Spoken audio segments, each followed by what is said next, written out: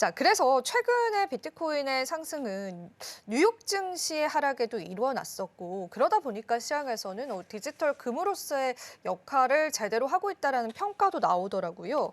어떻게 된 건지 좀 자세히 한번 들어볼까요? 우리가 흔히 비트코인을 디지털 골드라고 네. 부르잖아요. 그래서 진짜 사람들이 지금 비트코인을 정말 금 같은 자산으로 여기는지 아니면 그냥 대체 자산으로서의 역할을 하는지 한번 살펴봐야겠습니다. 자, 지금 제가 굉장히 재미있는 표를 또 하나 들고 왔습니다. 미국인들 중 5명 중 4명이 금보다 비트코인을 사고 싶어 한다라는 설문조사예요.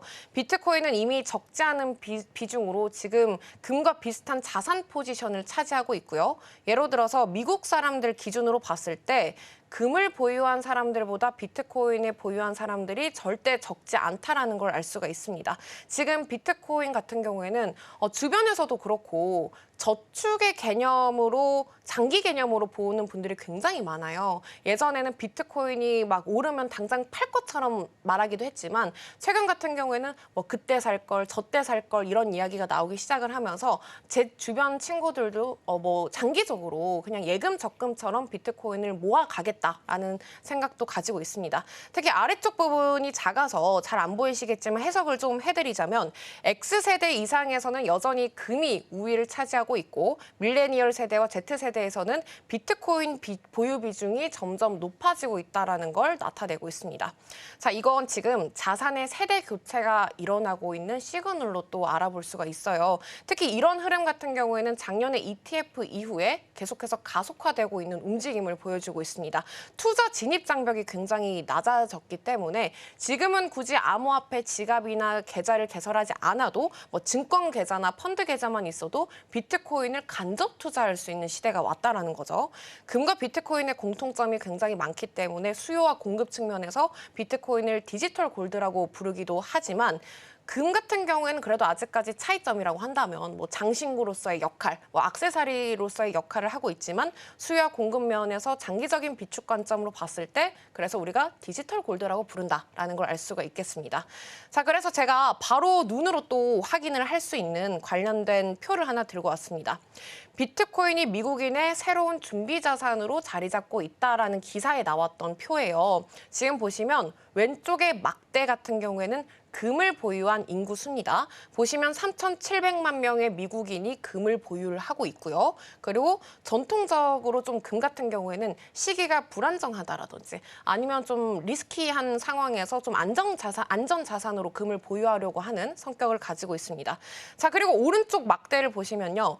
미국인들 중에 비트코인을 보유한 수가 무려 5천만 명에 달하고 있습니다. 금보다 1,300만 명이나 많은 사람들이 금보다 비트코인을 선호를 하고 있다는 걸 알 수가 있겠죠. 자, 과거에는요, 중앙은행과 금이 전통시장을 지배를 했습니다. 근데 지금 일부 국민들 같은 경우에는 그 신뢰 기준으로 이 자산군을 금에서 지금 은행 쪽에서 비트코인을 옮겨오고 있다는 걸 알 수가 있겠습니다. 특히 지금 젊은 세대일수록 금보다는 비트코인을 우선시하고 중요하게 생각을 하고 있는 추세예요. 우리나라도 마찬가지겠죠.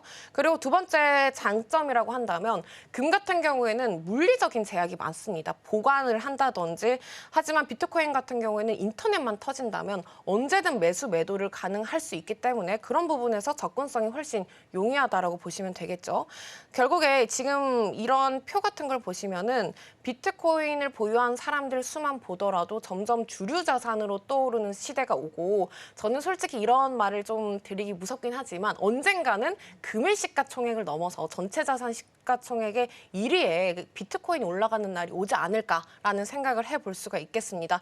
지금 투자 성향이 굉장히 바뀌고 있겠죠. 지금 어떤 면에서는 또 언젠가 뭐 블랙스완 같은 게 나타나서 전통 자산으로서의 뭐 회귀를 한다든지 뭐 쌀로 물물 교환하는 시대가 올 수도 있겠지만 아직까지는 지금 비트코인이 우위에 넘어서고 있다라는 걸 볼 수가 있겠습니다.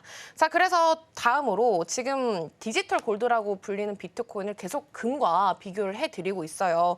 그래서 우리가 이번에는 기관들은 금에 대해서 어떤 생각을 가지고 있는지 최근에 이 금 ETF에서 빠져나가고 있는 금의 물량을 한번 살펴보도록 하겠습니다.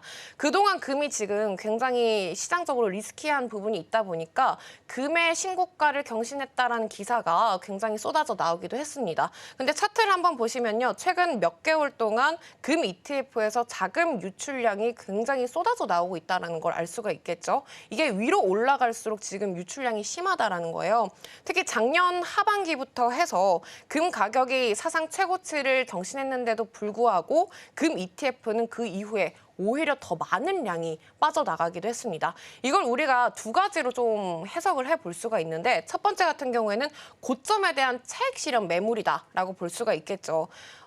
금이 사실 최근에 너무나 가격이 비싸졌기 때문에 금을 지금 매수를 하기에는 좀 애매하다라고 생각을 해볼 수가 있겠습니다. 그래서 더 이상 수익형 자산으로 봤을 때 매력적이지 않고 좀 단기 고점에 대한 기관들의 차익 실현 매물이 좀 쏟아져 나왔다라고 볼 수가 있겠죠.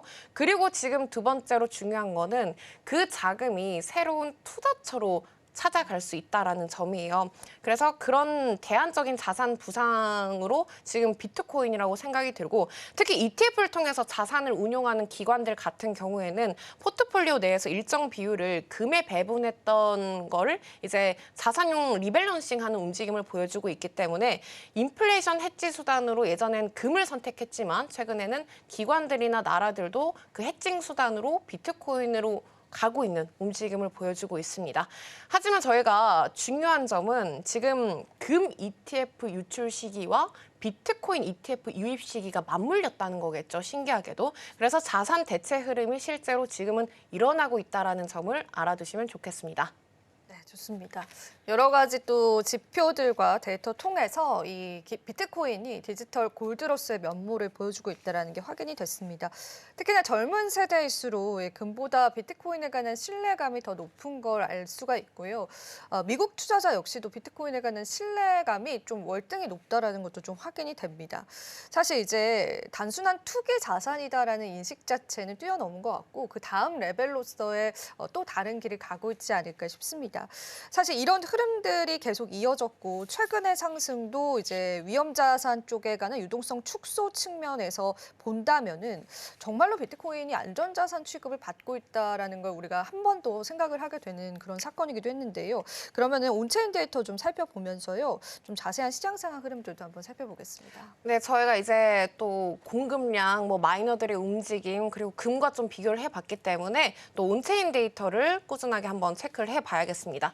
자, 첫 번째 보여드릴 차트 같은 경우에는요, 비트코인 현물 순 거래량 변화를 보여주고 있습니다. 자, 이 데이터를 통해서 우리가 실제로 매수세와 매도세의 대결 구도를 직접적으로 눈으로 체킹을 할 수 있습니다. 먼저 그래프 설명부터 한번 드리면요, 검은색 뒤에 깔려 있는 선이 비트코인의 가격이고요. 그리고 지금 오른쪽 축 같은 경우에는 거래소별 순거래량 변화를 달러로 환산한 수치입니다. 그리고 초록색으로 칠해진 부분이 순거래량 변화고요. 그리고 초록색이 순유입, 그리고 아래쪽에 분홍색이 순유출이다, 매도세다라고 보시면 되겠죠. 자, 그걸 보시고 제가 중요한 부분을 이렇게 사각형 구간을 한번 그려왔는데 작년 초죠, 초록색 사각형 구간이 보이실 거예요. 여기 보시면 초록색 영역이 엄청나게 솟구쳐 있습니다. 바이낸스에서 정말 강력한 순매수세가 들어왔는데 작년 기준으로 당연히 ETF 호재 때겠죠. 그래서 개인 투자자들이라든지 아니면 기관 투자자들이 바이낸스를 통해서 본격적으로 비트코인을 사들인 시기다라고 보시면 되겠습니다. 자, 이때가 보시면 비트코인이 가파르게 올라가기 직전 시기죠. 그 시점과도 굉장히 맞물리는데 자금이 들어오고 나서 가격이 반등을 하는 모습을 보여주고 있습니다. 그런데 작년 중반 이후를 보면은 상황이 조금 달라지죠. 붉은색 사각형 구간을 제가 그려온 부분을 보시면 실제로 그동안은 좀 없었던 유출량이 또 한 번 나타나기 시작을 합니다. 그리고 그 구간이 나타나면서 비트코인이 고점을 찍고 또다시 횡보장을 이뤄가고 그리고 다른 알트코인 대부분들도 엄청 휘청거리는 시기를 보내기도 했습니다. 자, 이건 누가 봐도 지금 차익 실현 매물로 해석을 해볼 수가 있겠고 특히나 그 시기 같은 경우에는 매크로 이슈라든지 ETF 같은 굵직한 재료들이 좀 시장을 흔든 뒤였기 때문에 자금이 좀 빠르게 빠져나간 구간으로 우리가 알 수가 있습니다. 그리고 제일 중요한 게 최근이죠. 최근 오른쪽 구간을 보시면 제가 작은 사각형 구간을 그려왔는데 다시 한번 올해 초에 관세 이야기가 나오면서 자금 유출이 가속화되다가 다시 한번 또 초록색 상승장 구간이 살아나기 시작을 했습니다. 그래서 우리가 이 물량을 보신다면 아직까지 대세 상승장이다, 불장이다라고 보기보다도 늘 말씀드린 것처럼 회복장 구간이다라고 생각을 해보시면 되겠습니다. 특히 작년에 비트코인이 신고점을 돌파하고 ETF 승인이 돌아왔을 때 그 유입량과 비교를 해본다면 아직까지도 너무나도 미미한 비교점이 될 수가 있겠죠. 그래서 이번엔 좀 저희가 세부적으로 세계 최대 자산운용사죠. 블랙록의 월별 순유입 현황을 한번 이어서 살펴보도록 하겠습니다. 굉장히 중요한 부분인데 단순하게 우리가 이걸 ETF 통계처럼 보일 수도 있지만 사실 수급이나 투자 심리 쪽에서도 굉장히 명확하게 움직임을 볼 수가 있어요. 먼저 위쪽으로 이렇게 계속해서 파란색 막대를 보실 텐데 이 부분 같은 경우에는 월별 블랙록 IBIT로 들어온 순유입량이라고 보시면 되겠습니다. 그리고 작년 3월 맨 왼쪽에 보시면 6,200만 달러에 달하는 유입이 확인이 되면서 시장이 굉장히 큰 상승폭을 기록을 했습니다. 그리고 이후 조정기 국면에서도 지금 유입량을 보시면 위쪽으로 지금 막대기가 계속해서 올라와 있어요. 그리고 작년 11월과 12월을 이렇게 또 사각형을 그려왔는데 그 구간에 무려 5,500만 달러 수준의 대규모 유입이 2달 동안 발생을 하기 시작합니다. 당연히 트럼프 대통령이 이제 대선이 됐으니까 그때 시장의 기대감이 엄청나게 높아진 걸 확인을 할 수가 있겠죠. 하지만 이 흐름이 지금 올해 2월 달에 보시면 7억 2천만 달러가 또 한 번 유출세가 구간이 발생을 하는데 기관들 사이에서도 단기 고점에 대한 인식이 나타날 수가 있습니다. 심지어 지금 블랙록의 월별 ETF 유입 흐름을 보시면 1년 동안 이렇게 아래로 빠진 구간이 올해 초 2월밖에 없었다라는 걸 알 수가 있겠죠.